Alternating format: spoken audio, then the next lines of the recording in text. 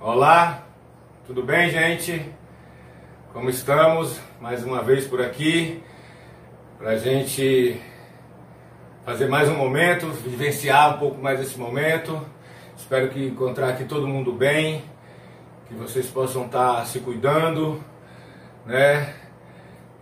Quem puder permanecer nas suas casas, é muito importante nesse momento que a gente está vivendo, um momento muito sofrido. Eu preciso trazer isso, né? Quanto está sendo difícil para a gente sobreviver a esse momento. Mas temos que seguir a vida e seguir adiante. E uma das coisas que tem nos trazido algum alento, eu acredito que sejam as artes, né? A arte, a cultura, por meio desse caminho aí, desses meios digitais. Então vamos lá.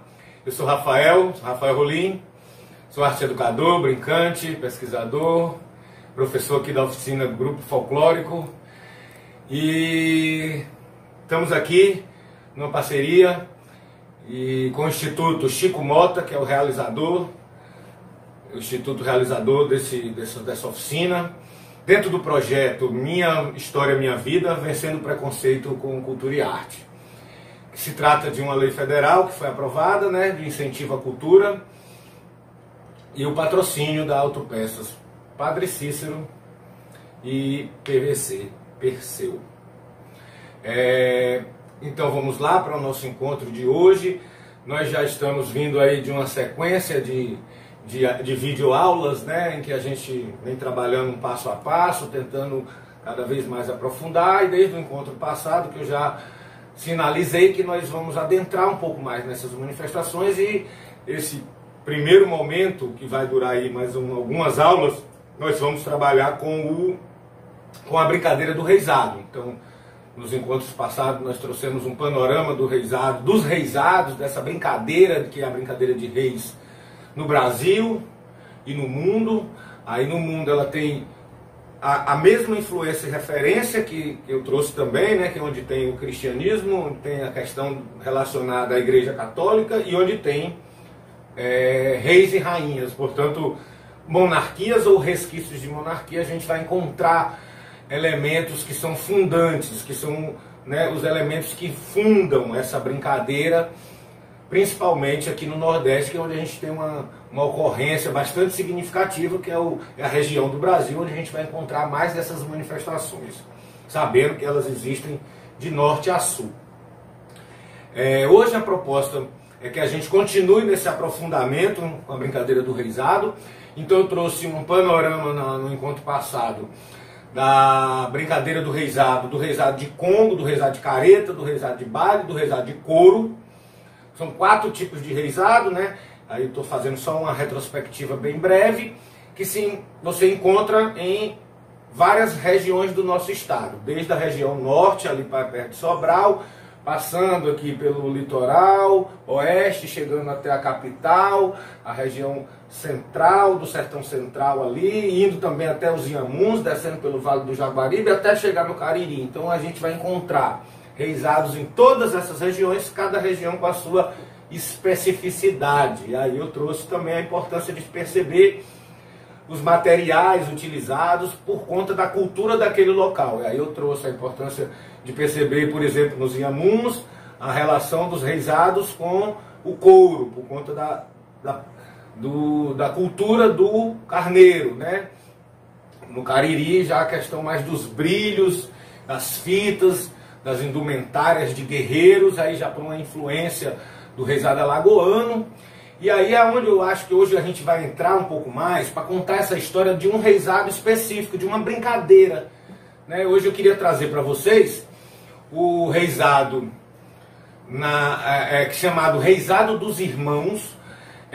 O nome oficial desse reizado chama Discípulos de Mestre Pedro. Portanto, são irmãos, por isso Reizado dos Irmãos, que herdaram esse reizado do Mestre Pedro, um mestre brincador antigo da região do Cariri, do Juazeiro do Norte. E esse mestre vivia naquela região, e a família dele, depois de muito tempo do falecimento, os filhos se juntaram, os primos, e todos juntos resgataram de alguma forma, né? Trouxeram de volta essas histórias e refundaram esse reisado com o nome de Discípulos de Mestre Pedro, que é muito conhecido no Cariri como Reisado dos Irmãos. E esse reisado é um reisado que brinca constantemente, principalmente na cidade de Juazeiro do Norte, na região do Cariri, mas também no bairro onde ele tem a sua sede, que é no bairro João Cabral, que é um bairro do Juazeiro do Norte. Então é importante para a gente entender a história desse reisado, mas também a história dos reisados dessa região. É muito importante a gente falar de dois acontecimentos, na realidade. Um acontecimento e uma personalidade que está muito relacionada a esse acontecimento. Essa personalidade, que é chamada, conhecida como Padre Cícero, né? Padre Cícero Romão Batista.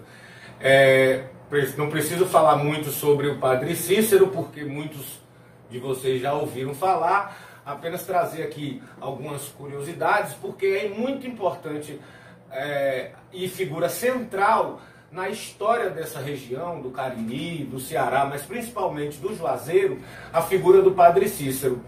E os relatos históricos trazem e datam de que foi muito por influência do Padre Cícero, a partir da sua potência carismática, da sua forma muito segura, um teólogo muito inteligente, muito sagaz, à frente do seu tempo.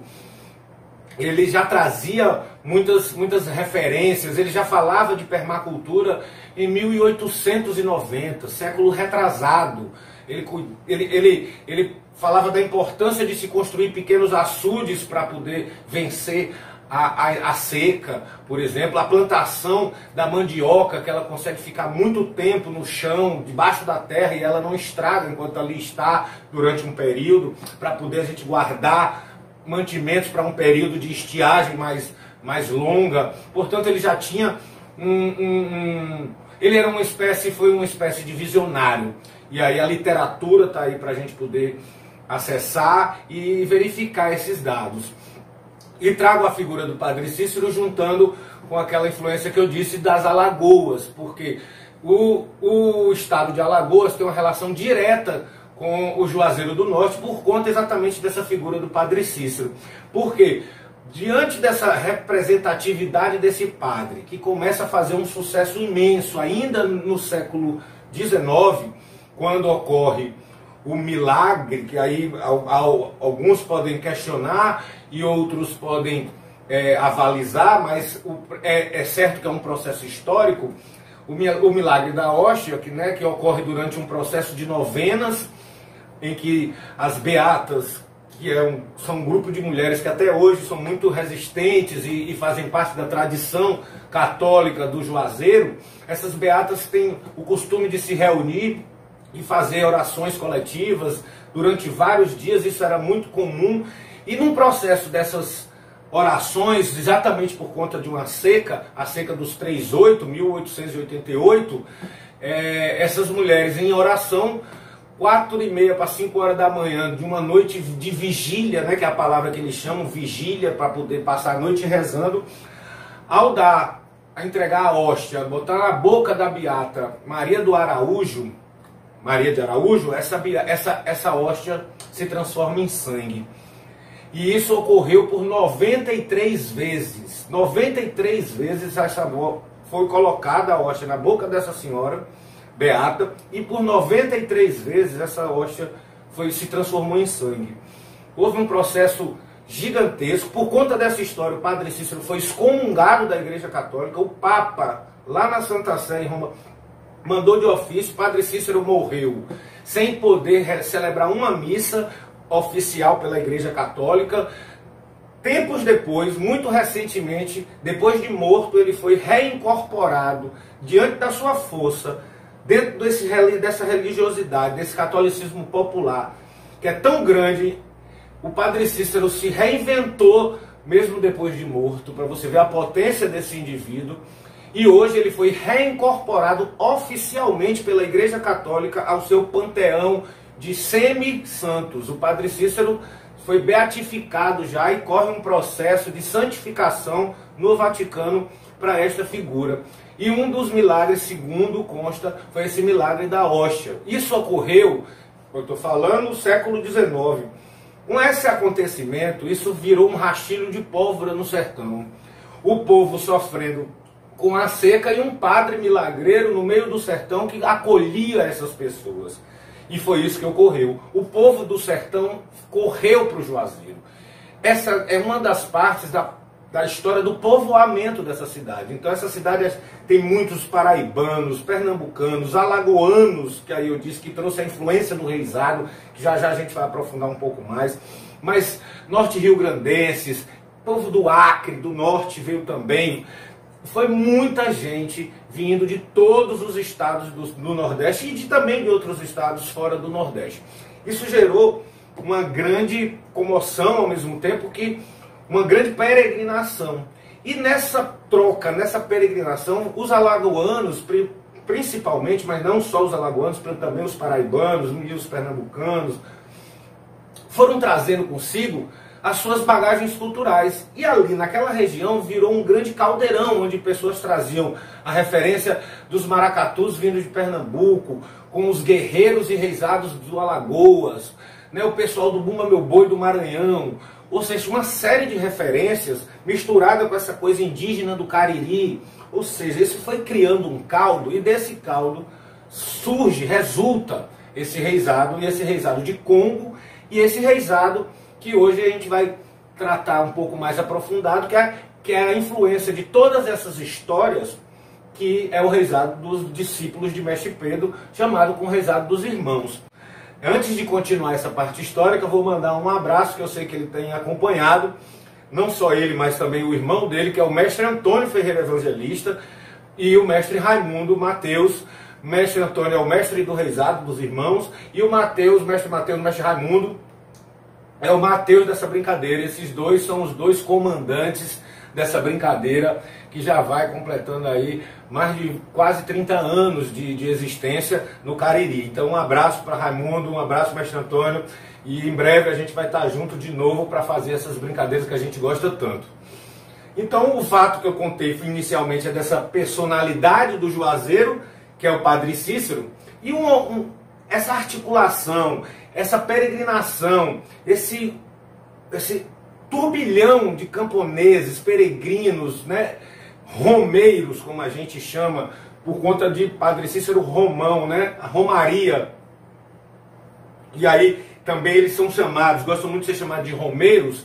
Esses romeiros foram chegando e o Padre Cícero precisava de alguma forma, entendia ele já, de que esse povo precisava de uma terra para trabalhar. Ele dizia, né, todo cidadão de Juazeiro tem na sua casa, na sala, na entrada da sua sala, um altar, e no quintal uma oficina. Ele trazia muito essa relação entre a religião, a religiosidade, até mais profunda do que a própria religião, e no quintal uma oficina, o trabalho, né? O trabalho para o homem manter, ou a mulher manter a sua família e os seus filhos. Nesse processo, o que ocorre? Padre Cícero precisa de um espaço, inclusive, para poder acolher essas pessoas. E aí surge, Padre Cícero, eu vou apresentar aqui, é um livro, depois vocês vão receber esse card aqui, é o Padre Cícero que eu conheci, que é da Amália Xavier de Oliveira. Ela realmente conviveu com ele, e esse é um livro que é importante porque é um livro de memórias, ela é uma espécie de memorialista, não é uma acadêmica. Então por isso que esse livro também tem um valor outro. Esse livro conta um pouco dessa história do Padre Cícero. E em segundo momento, que é a história que eu vou falar rapidamente agora, é a história do Caldeirão. Caldeirão da Santa Cruz do Deserto. O Caldeirão da Santa Cruz do Deserto exatamente é esse lugar. E aí o Caldeirão já fica no Crato, que tem uma história mais engenhosa nesse sentido, porque esse terreno é doado ao Padre Cícero, e o Padre Cícero resolve ali construir um arraial. Chama para perto dele um beato que estava em penitência, o beato Zé Lourenço, um homem muito rude, mas muito trabalhador e muito honesto. O beato Zé Lourenço é designado pelo padre Cícero para construir um grande arraial na comunidade do sítio Caldeirão, para poder lá plantar, construir algumas casas para poder receber essas pessoas e essas pessoas ali poderem viver, trabalhar, ter o seu sustento e poder construir as suas vidas, fugindo do grande temor daquela época, que era a seca, principalmente as secas, né, que são recorrentes. E o que ele faz? Ele bota o beato Zé Lourenço para cuidar desse arraial com mais um monte de pessoas, e nesse local todo mundo planta, todo mundo colhe, todo mundo trabalha, cada um tem de retorno aquilo que necessita. Então uma família no Arraial de Canudos, no sítio do Caldeirão, exatamente igual a Canudos, que ocorreu 30 anos antes. Canudos, eu estou falando aqui de 1930, o Caldeirão. Canudos ocorreu no final do século XIX. Então eu estou falando de uma parecida história que muitos estudiosos e pesquisadores, historiadores, trazem como um segundo modelo de uma reforma agrária, de um exemplo do que é uma reforma agrária. Lá todo mundo plantava e o que era colhido era dividido. Uma família com 5 pessoas tinha uma quantidade de comida. Uma família de uma pessoa só, 2 pessoas só, uma pessoa sozinha, tinha comida para ele mesmo. E o que sobrava, eles vendiam nas feiras do entorno, na feira do Juazeiro, na feira do Crato, para poder ir comprando mais coisas. Depois de um tempo, lá eles construíram açude, tinha mais de 20 plantas frutíferas, macaxeira, tinha de tudo. Eles estavam já forjando o ferro, trabalhando com aço, com ferro, fazendo foice, facão, para poder utilizar na colheita e também revender, no sentido de fazer um caixa para essa comunidade. E tudo funcionava muito bem, até que os grandes latifundiários e coronéis da época se juntaram e perceberam o quanto isso era perigoso. Perigoso no sentido de que juntar gente e construir um modelo de sociedade, de comunidade igualitária.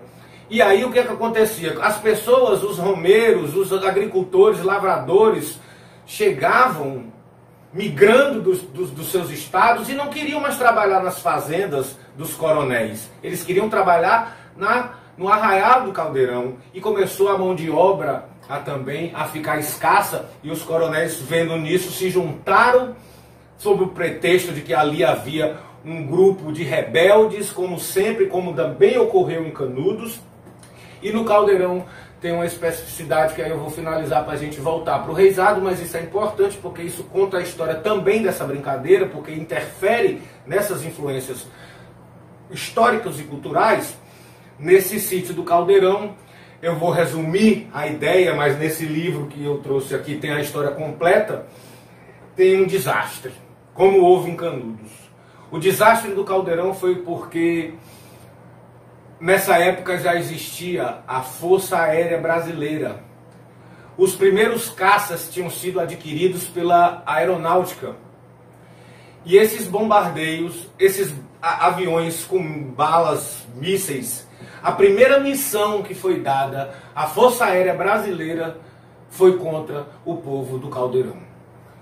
Foram assassinados centenas e alguns milhares de pessoas, bombardeadas de forma cruel, desumana e injusta em 1930.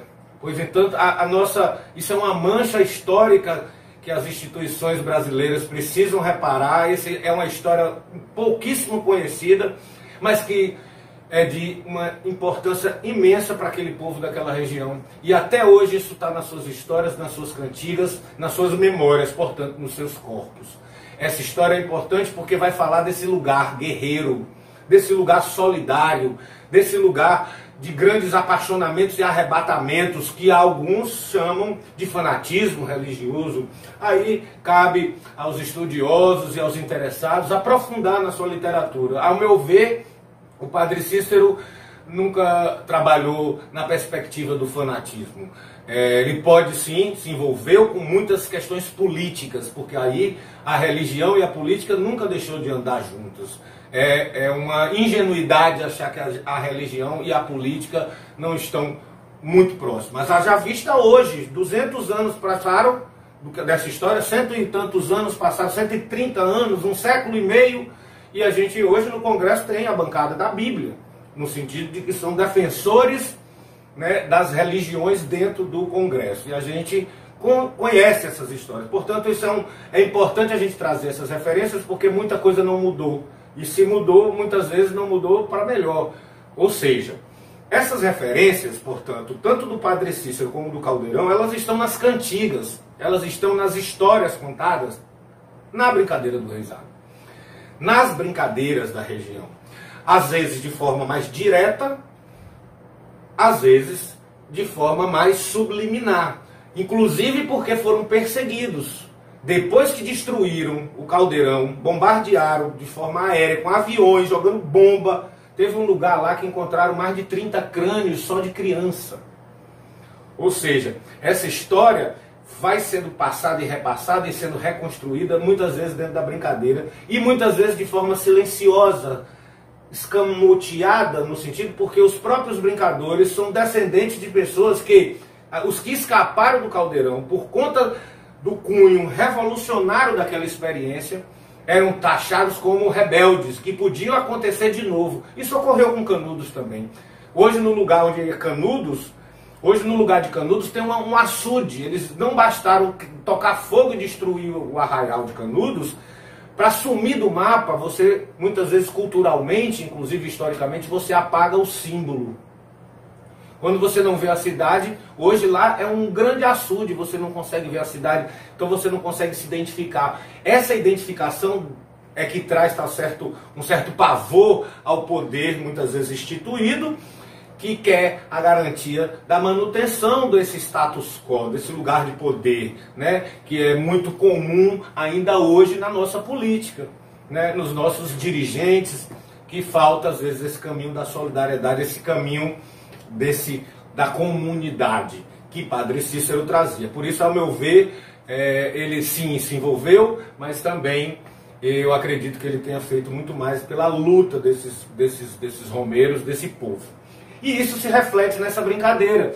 Quando, por exemplo, no meio da brincadeira, eu vou dar só um exemplo para começar do começo da brincadeira, que é, por exemplo, o cangaceiro e o soldado, né? Uma relação muito forte com essa do romeiro, né? Muitos romeiros que foram para o Juazeiro, inclusive houve uma guerra, a guerra de 1914, muitos dos romeiros que defenderam o Padre Cícero tinham sido ex-cangaceiros, tinham sido cangaceiros de outros bandos, do Lampião, do Jesuíno Brilhante, ou seja, essa relação é muito forte. O próprio padre, né, no Reisado, o padre, uma referência máxima ao próprio Padre Cícero, ou seja, percebam que a história do lugar, a cultura daquele lugar, vai também construindo essa brincadeira. Uma coisa imbricada, misturada à outra. Para a gente poder fazer essa compreensão da brincadeira, não só de uma forma lúdica, que eu acho muito importante, já já a gente vai dançar e tocar um pouco, mas que é importante que a gente dance, toque e também reflita, conheça as nossas histórias, memórias, para que a gente possa valorizar, né? É importante a gente conhecer. Quando a gente não conhece, a gente termina por esquecer e aí por desvalorizar muitas das nossas referências, e a brincadeira traz isso. Então, o reisado é uma espécie de grande alto, né? Como eu já falei, que vai contar essa história desses reis, mas a partir daquele lugar. Então, na brincadeira do reisado, eles chegam. E aí, o reisado chega no local de apresentação, às vezes na porta de uma igreja, às vezes num terreiro, numa festa, às vezes numa renovação, porque a renovação muitas vezes está ligada ao aniversário do dono da casa, ao aniversário do santo padroeiro daquela família, daquela pessoa, e a renovação às vezes é essa festa, sempre é uma festa. Então, os reisados brincam também nos dias de reis, como eu falei, no dia de Natal, no dia de Ano Novo, mas também nesses eventos locais. Às vezes uma inauguração de uma capela, às vezes a renovação de uma pessoa, às vezes o aniversário de uma pessoa muito querida, de um familiar, de uma matriarca mais antiga, de um patriarca mais antigo, de um mestre outro que é próximo e que muitas vezes ensinou esses outros mestres mais novos. Então, assim, essa brincadeira ela acontece de várias formas nesses terreiros. E aí eles chegam, né? Geralmente tem uma música de chegada, né? Por exemplo, tem uma música de chegada que eu gosto muito que diz assim, que é uma marcha, e a gente já falou sobre a marcha no encontro passado, né? Quando eu cheguei na ponta da rua, eu avistei a torre da igreja. Quando eu cheguei na ponta da rua, eu avistei a torre da igreja.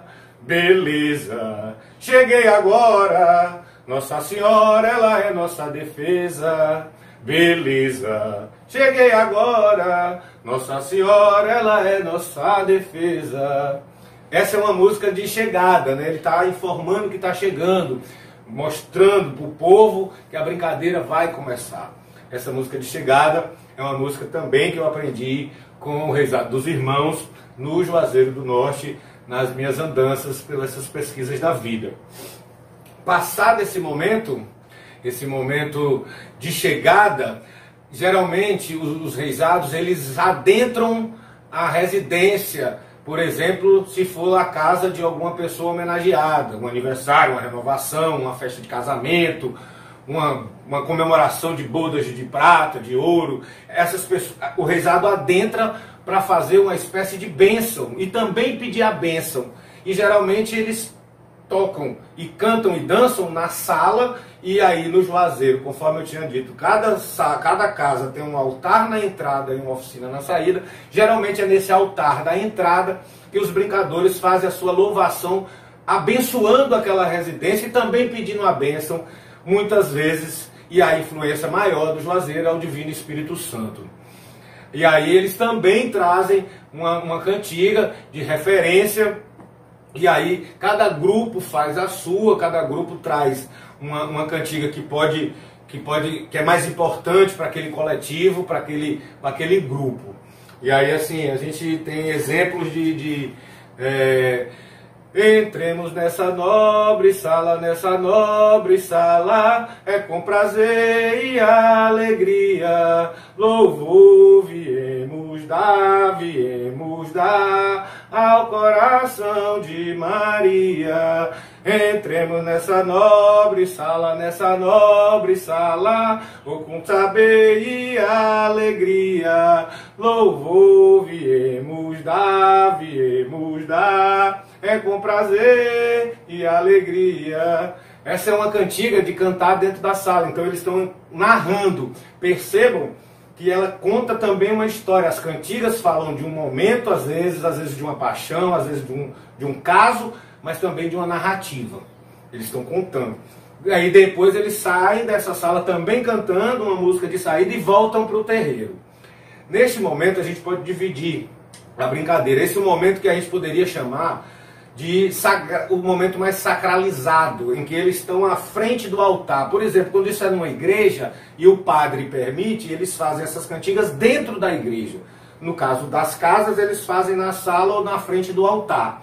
Então, é um momento de ligação desse reizado, desses grupos, direta com aquela entidade, com aquele panteão de santos ou, né, de referências míticas e simbólicas da religiosidade brasileira, que muitas vezes tem relação com outras religiões, como a Umbanda, como o Candomblé, e o reizado, inclusive, ele brinca em vários espaços. Então eu também já vi esse mesmo reizado brincando em terreiros de Candomblé em homenagem a uma mãe de santo, porque eles têm uma relação muito aberta. A brincadeira do reizado, ela é para todos e ela gosta de acolher todos e ser acolhido por todos. Então o reizado não tem esse preconceito. O reizado brinca na casa, brinca na igreja, brinca no templo, brinca no terreiro, na roça, no meio da rua, na escola, aonde for chamado, como eles mesmos dizem.